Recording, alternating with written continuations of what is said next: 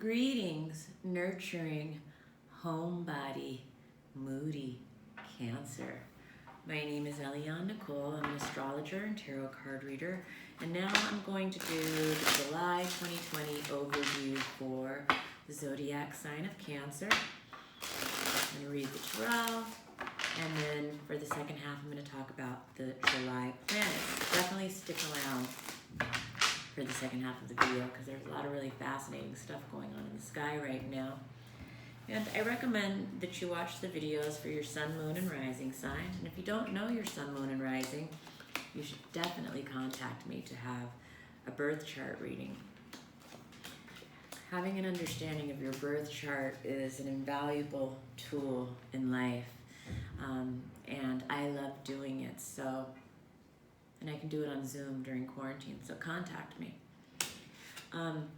As we enter the month of July, Cancer, it looks like there is a partnership is at the forefront for you, and it could be that you are not seeing eye to eye in this partnership. It could be that this partnership is separating. And you are covered by the Page of Rods. So for Cancers with children, it looks like your child is starting on a new journey. And so for some Cancers, it could be more that your child is having a separation in a partnership or relationship of some kind. And for some of you, it will be you. If you don't have children, this is you are starting on a new path or a journey. Again, this is all about new starts. The Fool is what crosses you. And so this is the position. This is the only card that is horizontal in the reading. It's not upright or reversed. And this is the position that Kabbalists refer to.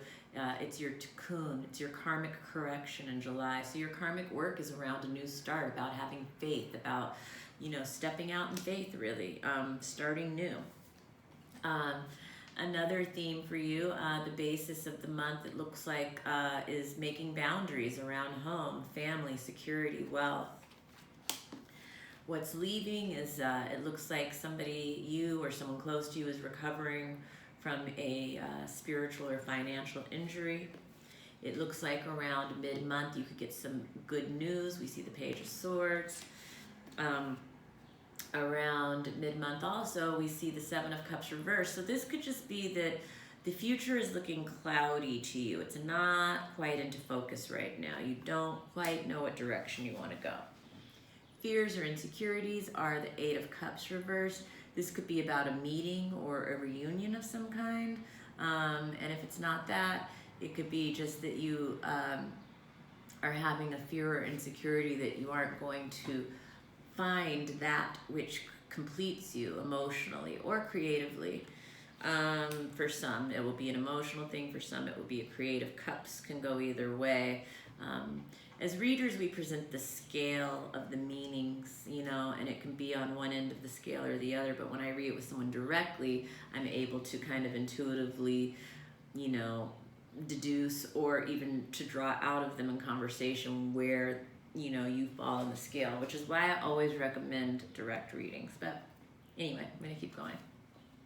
Others see you as the Two of Swords. So it looks like, it doesn't mean that everybody is looking at you this way, but it means that someone in your life maybe thinks that you aren't looking at the whole picture. Maybe someone feels like you're being guarded, or they feel like you're being in denial, or, putting on blinders to something.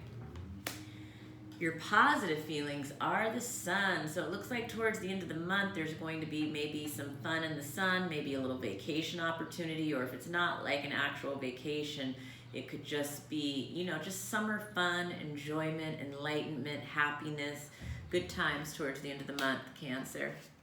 And then also at the end of the month, it looks like you are weighing a decision, weighing a practical or financial decision as July comes to a close. And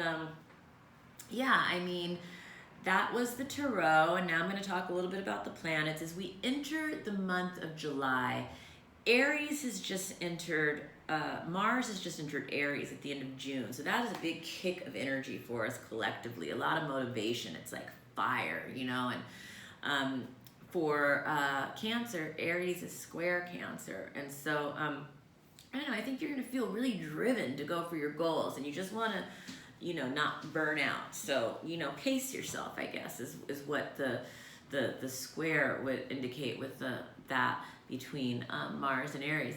But July 1st, Saturn goes retrograde in Capricorn, and this is significant because it is retrograding into Capricorn where the Jupiter-Pluto conjunction happened at the end of June. And the Jupiter-Pluto conjunction is something that's really been coloring the entirety of the year of 2020, and it will continue to. But it hit exact April 4th, and it hit exact again June 30th. And those exact hits, if you've been watching my videos, I kind of, collectively the surge of the virus is happening. It manifests for us in our individual lives in different ways. For Cancer, this is all in the seventh house. This is a house of marriage and commitment. And if you aren't married, but you're in a business partnership, then it could be looking at your business partnership. If you're not married or in a business partnership, it could be that you are getting ready to meet someone in this area of your life to form that kind of thing at this time. And if not that, then I would look at whatever the closest intimate relationship is in your life. But there's a lot of energy. It's relationship energy for Cancer, okay? And the seventh house is about that. It's about, an intimate relationship with another person. And, Saturn is moving in there. You already have Pallas there. The Jupiter-Pluto conjunction is there. So there's a lot of transformation in that area for Cancer this year around marriage, around partnership. And then the lunar eclipse is also happening in that house. And, lunar eclipses often bring a culmination and show us what we have to let go of. Or sometimes they bring up the shadow so that we can have some resolution with integrating that rather than repressing it and things like that. And so Cancer, this is a great time for a reading for sure. And I can read on Zoom, so call me.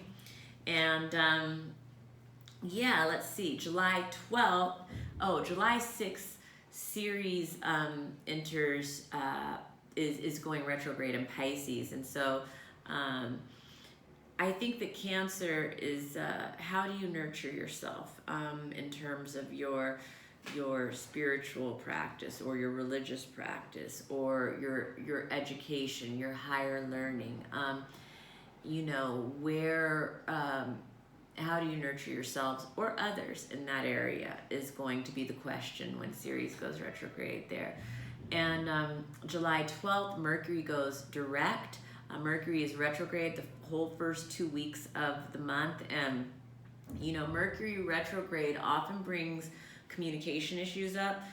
Cancer, it's in your sign, and so this is happening in the first house of identity and self-expression. You could be feeling misunderstood. You could be feeling that your words were taken the wrong way. You could be feeling that someone's being too defensive or sensitive with you. But there's emotional communication that's been brought up by the Mercury retrograde period. It started June 17th. It goes until July 12th. Once Mercury goes direct, there should be some resolution happening in these areas where communication was emotional. But it won't happen overnight. Mercury will be in the retro shade period until July 26th or 27th, so give it some time to loosen up.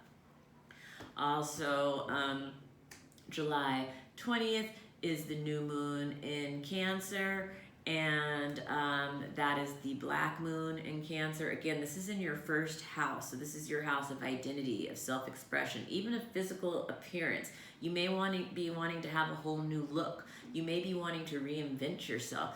You may be wanting to make a new start with your identity or your personality in some way. This is the black moon because it's the second new moon of Cancer in the season. The first new moon was 0 degrees Cancer, very powerful for you, Cancer. The start of many new cycles, a 13-year cycle, a 9-year cycle, a 36-year cycle.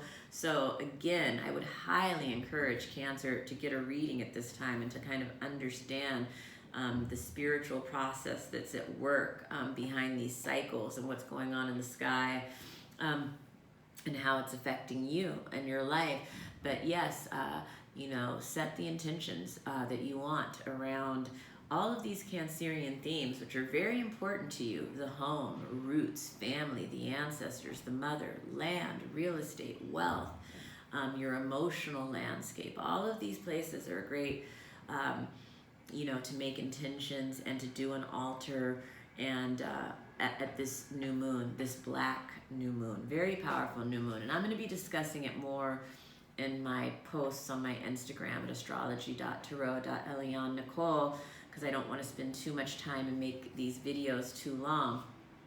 But and let's see, July 22nd, the sun enters Leo, and so the sun will be in Leo for about 30 days, and during that time, the Leo sun will highlight second house issues for you, which is money, possessions, and also your values, your self-worth.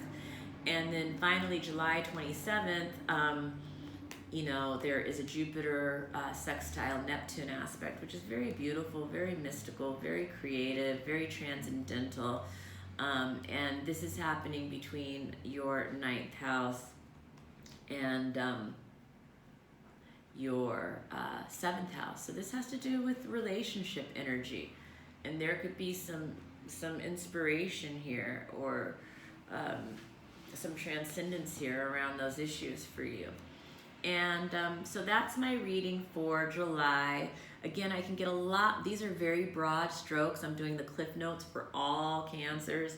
When I do one-on-one readings, it can get very specific, and it's really interesting and really fascinating. If you like this video, give me a like. If you didn't like it, give me a don't like. Please follow me on Instagram at astrology.tarot.Eliane Nicole. Please subscribe to my channel. Please, you know, hit the follow button if you haven't already, or that subscribe. Sorry about that. Mercury retrograde, tongue-tied. And share this video with other Cancers that you know.